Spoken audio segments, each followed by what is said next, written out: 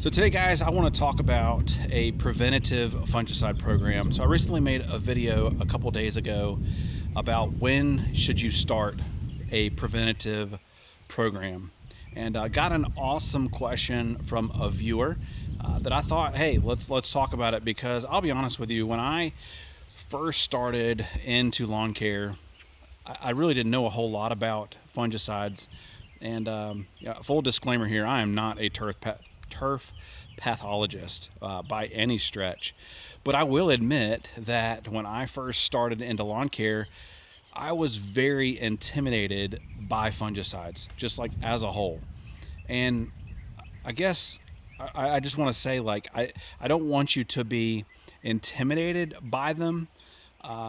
They are to be respected, obviously, because they could harm you. They could harm the grass if you're not careful with them. But they're not anything to fear. They're not anything to be worried about. They're just a tool to help us keep our lawns looking green like this throughout summer, right? Because in that video we talked about the 150 rule, and that's where you combine the high temperature for the day and the humidity, and if both of those combined equal 150, then that means that conditions are favorable for fungus. And I don't know about you, but I want to keep my lawn looking great. And with all the heat and humidity and moisture and watering and everything we're doing, fungus really becomes an issue. So let's walk over here real quick, and I want to talk to you guys about fungus, because again, I told you I don't want you to be intimidated by fungicides, but I want you to understand a few things. So the question that I got from a viewer was about rotating fungicides. Now, in that video, I talked about how I combine both propiconazole and azoxystrobin together, apply them at the same time, and that is kind of my bulletproof strategy. Like, I apply them at the low rate every 28 days, and that is my strategy as a preventative fungicide. Now, I believe in applying fungicides before you get a fungus. Number one, it just looks better. When you have a fungus, you then have to go at a curative rate for a much shorter interval, and it just costs more money. You have to a mess to clean up. So for me, in my situation, I just want to go preventatively, and so that's the strategy that I go with. Again, I'm getting off topic, but the question was, hey, I thought you were supposed to rotate your fungicides, and that is true if you're applying fungicides of the same group. You need to rotate. So the way I want you to think about fungicides, think of them like when you get sick, right? And the doctor gives you an antibiotic. What happens if you continually take the same antibiotic over and over and over? Your body builds up an immunity to that antibiotic, and it just doesn't work anymore. Well, that's exactly what happens with fungicides. When you keep applying the same fungicide over and over and over, the fungus will develop an immunity to that. Then when you apply the fungicide or you take the antibiotic, it doesn't work anymore. And that's like the worst case scenario. So yes, you need to rotate your fungicides. But here's the kicker, and why I do both of these together. Now, normally I do a liquid propiconazole.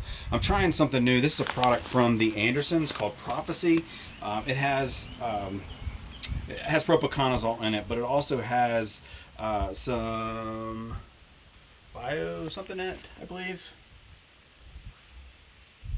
Anyway, like biochar in it, I believe. I don't know. I haven't really looked at it yet, but I know it has propiconazole in it. That's terrible not being prepared. And then this one is a liquid. So this is azoxystrobin in a liquid. Now, normally I do both liquid, not granular, but you can do either one, whichever one you like to apply. If you like granular, they make this in a granular. They also make azoxystrobin in a granular. I think it's called Scott's Disease X, is azoxystrobin in granular. So if you like liquids, you can go all liquid. If you like granular, you can go all granular. That's not what's important. But what is important is on every fungicide, you have what is called a group or a FRAC code. And so azoxystrobin is a group code 11, and propiconazole is a group 3 fungicide. I don't know where it is on this label. It's got to be on here somewhere because by law it's got to be on here. I apologize. I don't know. These are all the instructions. I could read through it, but I didn't do my due diligence. But anyway, trust me on this. Propiconazole is a group 3 and azoxystrobin is a group 11. Okay, so back to the immunity thing. So when you combine 2 fungicides together, you're increasing the chances, or you're actually decreasing the chances of that fungus developing immunity, because you're coming at it from 2 different angles. So when I apply fungicide, I apply both of these together, and I apply them every 28 days. So I can see why, if you weren't familiar with that, how you might think, oh, well, I've always heard you're supposed to rotate your fungicides. And you are, if you're using from the same frat code or the same group code. And these are actually from 2 different group codes. Remember, group 3 and group 11. So when I combine them together, I can continually apply them.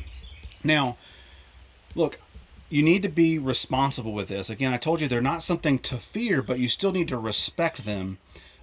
So I only apply when conditions are favorable. As soon as we get out of the conditions that are favorable for fungus, I stop applying. I'm not just going to apply willy-nilly. That is irresponsible. So I'm not recommending that at all. But yeah, I think it's a great question. Again, the question was, I thought you were supposed to rotate fungicides, and in that video I said that I apply them every 28 days. But again, remember, 2 different frat codes, 2 different group codes combined together can be applied continuously. And that comes from NC State's turf disease program. That's not something I've made up. I know that for a fact, and that's really what all the professionals do. You can buy a professional formulation. I think it's called Headway, I believe, is actually a combination of propiconazole and azoxystrobin. Again, guys, I am not a turf pathologist. I just know this just from experience, but wanted to share that with you. And if it's something that you're worried about fungus, as we all are, trying to keep our lawns nice and beautiful and green, I understand that. A fungicide will certainly help you do that. But the last thing I just want to leave you with is just say thank you. I really do appreciate the questions, because it helps me understand how I can help you and know what challenges or what gaps there are in helping you understand lawn care. So happy to help, happy to make these videos. I really do appreciate it. And then also in that video too, I talked about joining my private Facebook group, which I'll leave a link down below in the video if you want to go check that out. I just want to invite you to join that group as well, because there you can post pictures if you're having a problem, or maybe you need to help identify a fungus. That's a really hard thing to do, is to correctly identify the fungus. Post a picture. I can look at it. I can get advice from some of the other members, and we can kind of help you diagnose and solve a problem. Maybe it's a weed, maybe it's fungus, maybe it's, hey, I don't know what to do, or whatever. That's what that group is for. So I do ask a few questions in there. Again, I do that just to kind of keep some of the bots and the salesmen out of there. I want it to be homeowners who are just like you. And I don't want to be sold. I know I don't want that, and I know you don't want that either. But thank you so much for checking out the video. It's already long enough. Hope you guys enjoy the rest of your day.